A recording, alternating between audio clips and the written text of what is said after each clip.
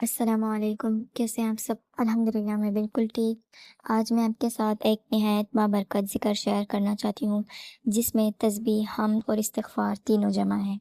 میں جس مدرسے میں قرآن پاک پڑھتی تھی اور جہاں میں نے تفسیر کی، وہاں کی جو بڑی باجی ہے، عالمہ ہے، انہوں نے مجھے اس کے بارے میں شیئر کیا، اور وہ کہتے ہیں کہ یہ تسبیح ان کے دادا نے بتایا تھا اور وہ اس تسبیح کو پڑھتے تھے۔ ان کے دادا اس وقت کے تھے جب پاکستان نیا نیا آزاد ہوا تھا۔ وہ اس تسبیح کو پڑھتے تھے۔ اس تسبیح کی وجہ سے اللہ ان کے ہر کام میں آسانی کرتے تھے۔ وہ اس تسبیح کو ہر وقت پڑھا کرتے تھے۔ اس تسبیح کے پڑھنے کی وجہ سے وہ جہاں بھی جاتے ان کو ہر کوئی عزت کی نظر سے دیکھتا تھا۔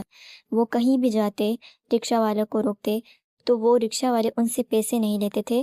یعنی اللہ نے ہر کسی کے دل میں اس طرح محبت، عزت ڈالی تھی کہ ان کو دیکھ کر لوگ ہر چیز دل سے کرنا چاہتے تھے، نہ پیسے لیتے تھے بلکہ مفت میں دل سے ہر کچھ کرنا چاہتے تھے۔ وہ ڈاکٹر کے پاس جاتے تو فیس نہیں لیتے تھے، ڈاکٹر مفت علاج ان کا کرتے تھے، اور ان کا ہر کام ہو جاتا تھا اس تسبیح سے۔ اللہ نے بہت عزت دی تھی اس تسبیح کی وجہ سے۔ جب میری باجی نے اس ذکر کے بارے میں بتایا تو میرا دل چاہا کہ میں اس ذکر کو پڑھنا شروع کروں، اور تب بھی میرا دل کیا تھا کہ میں آپ لوگوں سے بھی شیئر کروں، لیکن کچھ مصروفیت کی وجہ سے میں بھول گئی تھی اور میں نے آپ لوگوں سے شیئر بھی نہیں کیا۔ میری باجی یہ تسبیح پڑھتی ہے، ماشاءاللہ سے ان کی اولاد ہے، جوان اولاد ہے، اور جس دادا نے بتایا تھا ان کی اولاد ہوئی، پھر آگے ان کی اولاد نے اس تسبیح کو پڑھا، آگے ان کی اولاد بھی یہی پڑھتی ہے، اور وہ کہتے کہ اس تسبیح کے برکت سے ہم سے آج بھی، مطلب تھرڈ جنریشن ہے اب تک، ہم سے کوئی ڈاکٹر پیسے نہیں لیتا، کوئی رکشہ والا ہم سے پیسے نہیں لیتا، ہر کوئی ہمیں اتنی عزت کی نظر سے دیکھتا ہے کہ ہمیں کچھ بھی نہیں کرنا پڑتا، ہم بس یہ تسبیح کرتے ہیں، اور اللہ جانتا ہے کہ کیسے کیسے اللہ ہماری مدد کرتا ہے ہر معاملے میں کہ ہمیں سمجھ بھی نہیں آتا۔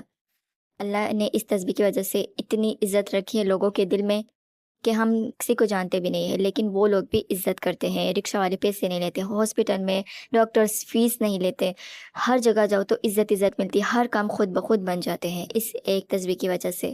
یعنی یہ تسبیح بہت بہت پاورفل ہے۔ میری جو باجی ہے انہوں نے کوئی تعداد نہیں بتائی، وہ کہتے کہ بس میں پڑھتی رہتی ہوں اس تسبیح کو، اور جب بھی مجھے وقت ملے یا پھر چلتے پھرتے میں اس تسبیح کو پڑھتی رہتی ہوں۔ بہت سے لوگوں کو اس تسبیح سے بہت فائدہ ہوا۔ ایک نے شیئر کیا کہ یہ بہت ہی انمول ہیرا ہے، میں یہ ڈیلی 313 دفعہ پڑھتی ہوں، میں بیان نہیں کر سکتی کہ مجھے اس سے کیا کیا فائدہ ہوا ہے، مجھے کیا کچھ نہیں ملا۔ ابھی ریسنٹلی میں عمرہ کر کے آئی ہوں، کبھی سوچا بھی نہیں تھا کہ میں اتنی جوانی میں عمرہ پہ جاؤں گی۔ میرے ہسبینڈ پہلے سیفٹی میں جاب کرتے تھے، اب الحمدللہ وہ سپروائزر ہیں اور غیر ملک میں، دوسرے ملک میں جاب کرتے ہیں۔ ہمیں نہیں پتہ کہ ان کی جاب کیسے ہوئی۔ ایک اور نے شیئر کیا ہے کہ میں ڈیلی صبح پڑھتی ہوں، 8 بجے تک پڑھ لیتی ہوں، کبھی کبھی اگر صبح نہ پڑھ پاؤں تو دن میں کسی بھی ٹائم میں پڑھ لیتی ہوں، بٹ میں نے ڈیلی لازمی اس ذکر کو میں پڑھتی ہوں، درود ابراہیم بھی پڑھتی ہوں، استغفر اللہ بھی پڑھتی ہوں۔ پلیز آپ کو جو بھی پریشانی یا کسی بھی مقصد کے لیے آپ پڑھیں گی، بن مانگے آپ کو مل جائے گا، دعا مانگنے کی ضرورت بھی نہیں ہوگی، آپ پڑھیں گی اور انشاءاللہ وہ آپ کو مل جائے گی۔ تو یہ تھے کچھ لوگوں کے ایکسپیرینس۔ تو کون سی دعا ہے یہ آپ لوگوں سے شیئر کرتی ہوں۔ یہ جو اسکرین پر آپ کو نظر آ رہی ہے یہ والی دعا ہے، اس کی اسکرین شاٹ لے لیں اور اپنے پاس رکھیں تاکہ آپ جب پڑھیں تو آپ کے لیے آسانی ہو۔ یہ دعا جو اسکرین پر نظر آ رہی ہے، یہ الفاظ معمولی نہیں ہے، ان میں اللہ تعالیٰ کی پاکی بیان کرنا ہے، اس کی حمد کرنا اور اس سے معافی مانگنا شامل ہے۔ رسول صلی اللہ علیہ وسلم نے فرمایا، 2 کلمے ایسے ہیں جو زبان پر ہلکے، میزان میں بھاری اور رحمان کو بہت محبوب ہے، سبحان اللہ و بحمدہ، سبحان اللہ العظیم۔ ایک اور حدیث میں نبی صلی اللہ علیہ وسلم نے فرمایا، جو شخص دن میں 100 مرتبہ سبحان اللہ و بحمدہ پڑھے، اس کے گناہ معاف کر دیے جائیں گے اگرچہ سمندر کی جاگ کے برابر ہو۔ اس طرح استغفار کے بارے میں اللہ تعالیٰ نے قرآن میں فرمایا ہے، اپنے رب سے بخشش مانگو، بے شک وہ بہت بخشنے والا، وہ تم پر آسمان سے خوب بارش برسائے گا، تمہارے مال اور اولاد میں اضافہ کرے گا اور تمہارے لیے باغات اور نہریں بنا دے گا۔ ذرا غور کیجئے، ہم سب رزق میں برکت چاہتے ہیں، مشکلات کا حل چاہتے ہیں، دعاؤں کی قبولیت چاہتے ہیں، دل کا سکون چاہتے ہیں، لیکن اکثر ہم اس دروازے کو بھول جاتے ہیں جسے اللہ نے خود ہمارے لیے کھولا ہے، اور وہ ہے ذکر اور استغفار کا دروازہ۔